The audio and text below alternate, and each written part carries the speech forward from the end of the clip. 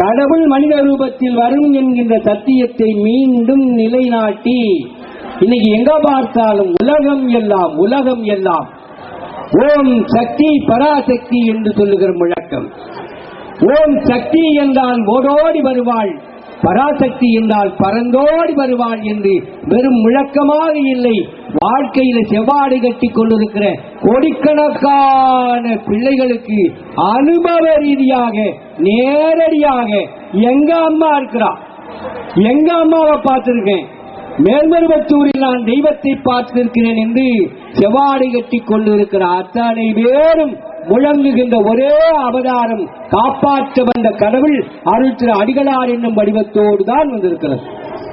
மனுஷன் தானே.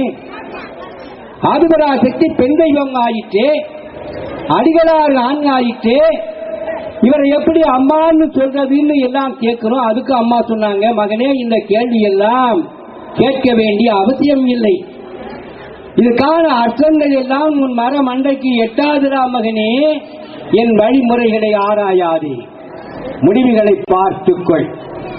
இந்த யுகத்தினுடைய எந்த சௌகரியத்துக்காகவோ ஆதிபராசக்தி ஆண் வடிவம் எடுத்து வந்திருக்கிறாள். யாருக்காவது எத்தனையோ அனுபவங்களை கொடுத்திருக்காங்க அம்மா. ஒரு முறை மேல்மருவத்தூருக்கு வந்தார். எதுக்கு வந்தார்னா, அம்மா இருக்காங்க, தெய்வம் இருக்குது, அடிகளார் தெய்வ உடையத்தில் இருக்கிறாங்க, அருள் செய்வாங்கன்னெல்லாம் அல்ல. பொதிகை தொலைக்காட்சியில மேல்மருவத்தூரை காட்டினா பொதிகை தொலைக்காட்சிக்கு பெருமை, நமக்கு ஒரு நல்ல பேர் கிடைக்கும். அந்த டைரக்டர் வந்தார். அம்மா கிட்ட பர்மிஷன் வாங்கி உத்தரவு வாங்கி இந்த படம் முடிக்கலாம்னு சொல்லி வந்தார். படம் முடிக்க வந்தவர் என்ன பண்ணாரு, சார் அவருக்கு அம்மா தெரியாது, அடிகளார் தெரியாது, ஆதிபராசக்தி தெரியாது, நம்பிக்கை இல்லை, மனிதன் தானே என்று நினைச்சவர். அவர் என்ன பண்றாரு, இந்த மாதிரி இந்த போஸ்ட்ல இந்த ஆங்கிள் உட்காருங்க சார், இந்த கோணத்துல உட்கார்ந்தா உங்க முகம் நல்லா இருக்கும் சார், இப்படி நிமிந்து உட்காருங்க சார், ரொம்ப ரிலாக்ஸ்டா காஞ்சி அப்படியே உட்கார்ந்துருக்கீங்க அப்படின்னாரு. அம்மா ஒரு குழந்தை சொல்லுகின்ற வார்த்தைக்கெல்லாம் தாய் என்ன பண்றா, அம்மா நீதான் குதிரையா குனிஞ்சுக்கோ, அம்மா நீதான் ஆனைக்குட்டியா நான் அவன் மேல ஏறி உட்காந்து போகணும், ஆனை ஆனை அம்மா ஆனை ஆமா அப்படின்னு ஆள் தலையாடிட்டே அம்மா எல்லாத்துக்கும் ஆமா போடுற மாதிரி அம்மாவை அப்படியே உட்கார சொல்ற, எம்மஞ்சி இப்படிதான் நல்லா இருக்குதா என்றெல்லாம் வேடிக்கையாக கேட்டுக்கொண்டே அவன் சொல்றதுக்கெல்லாம் உட்காந்துட்டு சொன்னாங்க. அப்புறம் அம்மா கிட்ட சொன்னா, இப்படி இந்த போஸ் நல்லா இருக்குன்னு சொன்னான். இந்த பாரு, இந்த போஸ் கொடுக்கிற வேலையெல்லாம் என்கிட்ட கிடையாது, பொய் பேசி அறியாத அடிகளாரின் திருவடி மென்னை மெய்பூசி நாங்கள் வாழ்வோம் என்று உலகம் இருக்கிற காலகட்டத்தில் வந்து இருக்க தெய்வம் சொல்லுது, வந்தனா படம் எடுத்துக்கிட்டு போ. எதுக்கு, சரி சரி ஏழு ஏழுன்னு படம் எடுன்னு அனுமதிச்சாங்க.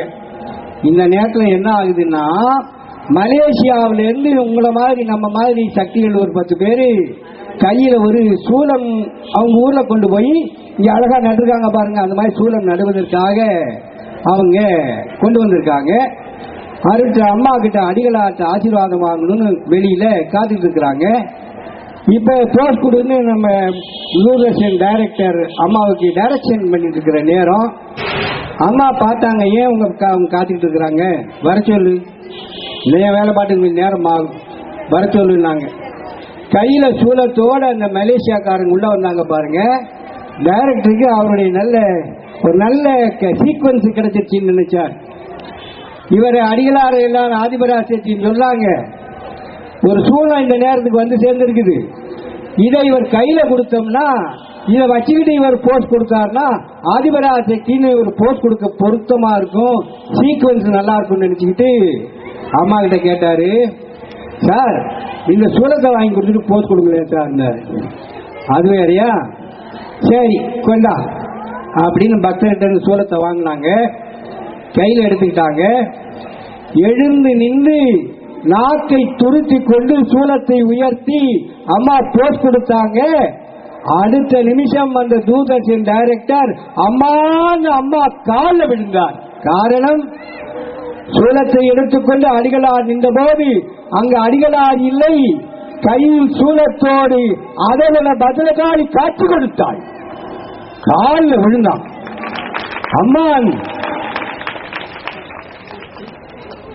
அம்மாவே இப்படி ஆயிரக்கணக்கான அனுபவங்களை சொல்ல முடியும். உங்ககிட்டே அனுபவங்கள் காத்திருக்கும். நேற்று வாசியில போய் நாங்க பேசிக்கிட்டு இருந்தோம். எங்களுக்கு அந்த வாய்ப்பு கிடைத்தது.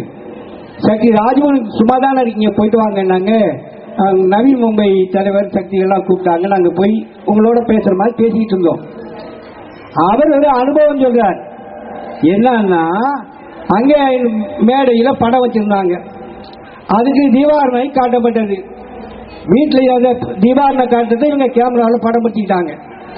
வீட்டில் கொண்டு போய் பார்த்தா அடிகளார் படத்தினுடைய இதய பகுதி இடது பக்கம் இருக்கு பாருங்க, அந்த பகுதியிலிருந்து மெல்ல மெல்ல மெல்ல ஒரு ஜோதி மெல்ல மெல்ல புறப்பட்டு வருகிறதுன்னு தெரியுது. இது என்ன ஜோதி வடிவமா புள்ளியா இருக்கேன்னு கிட்ட கொண்டு வந்து எல்லாட் பண்ணி ஜூம் பண்ணி பார்த்தா அந்த ஜோதி அங்கே இல்லை.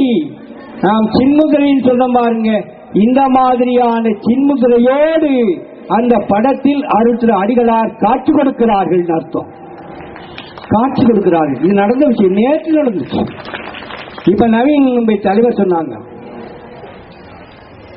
அப்படின்னா எங்க யார் நினைச்சாலும் எங்க என்ன யார் நினைச்சதுன்னு வரக்கூடிய தெய்வம் அடிகளார் தான் என்று கோடிக்கணக்கான மக்கள் புரிந்து வைத்திருக்கிறோம். அப்ப இந்த சின்முதிரைக்கு என்ன பெரிய அடையாளம்?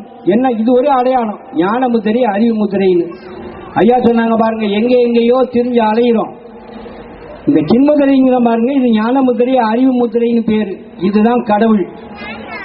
இந்த விரல் ஆத்மா, இந்த 3 விரலும் இது ஆணவம். ஆணவம் தானே நிமிர்ந்து நிக்குது, ஆணவம்.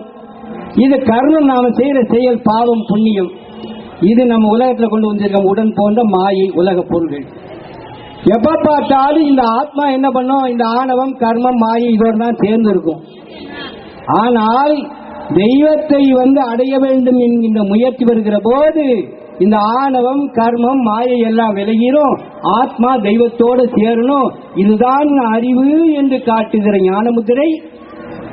இதே மாதிரியான ஞானமுத்திரையோடு நேற்று அம்மா அந்த படத்துல காட்சி கொடுத்தாங்கன்னா, மேல்மருவத்தூர் அம்மாவுடைய திருவுருவ சிலையிலும் இடது கையில் தான் இந்த சின்முதிரையை தாங்கி இருக்கிறார்கள் என்றால், அங்க நாம வணங்கக்கூடிய ஆதிபராசக்தியும் அருள் திரு அடிகளாரும் ஒன்று என்றே புரிந்து கொள்ள கோடிக்கணக்கான அனுபவங்கள்.